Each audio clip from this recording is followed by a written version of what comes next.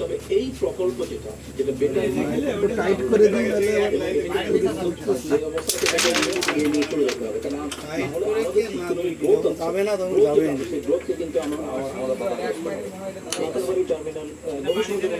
গভীর সমুদ্র বন্দর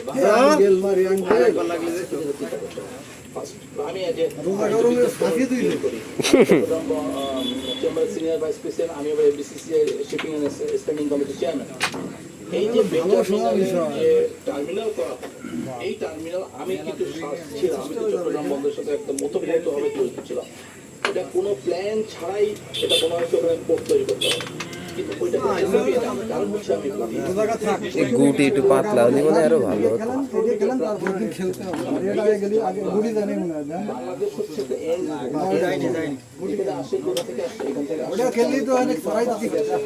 আমাদের সিঙ্গাপুর থেকে মেইনলি এটা কিন্তু বাংলাদেশের ইম্পোর্ট ইন্টারনাল মার মার আর এক্সপোর্ট যেগুলো হয় সিঙ্গাপুর আপনার কলম্বো চায়না হয়ে দিতে চলে যায়। এই ওখানে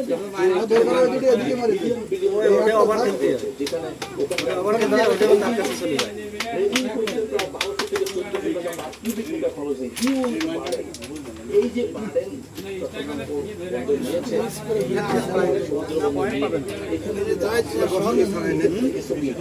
কোনো এসওপি এখনো ফিক্স করা হয়নি, কিন্তু আমরা কিন্তু খরচ করে গেছি, খরচ করতেছি আপনার যেটা চাই খেলা কোন ধরনের জাহাজ ওখান থেকে চিটাগং কানেকশন থেকে সমস্ত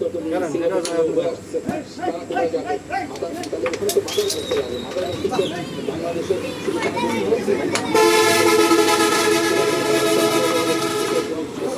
হয় না করে যাচ্ছে। এই এসওপিটা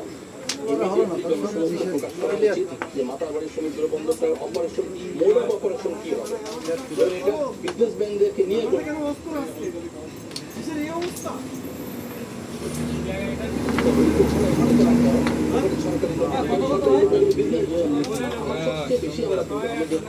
যত পলিসি হচ্ছে, যে সমস্ত জায়গায় পলিসিগুলো হচ্ছে, সেই পলিসিগুলোতে যারা ডেডিকেটেড একদম মানে কোর গ্রুপের যে সমস্ত বিজনেসম্যানরা তাদেরকে রাখা উচিত।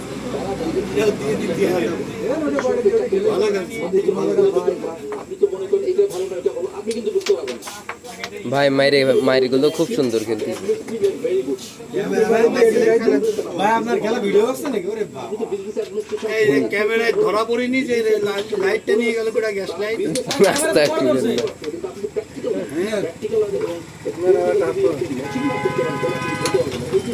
ওর জন্য আমরা দোয়া করে দিবানে সুন্দর করে দাঁড়ান শট।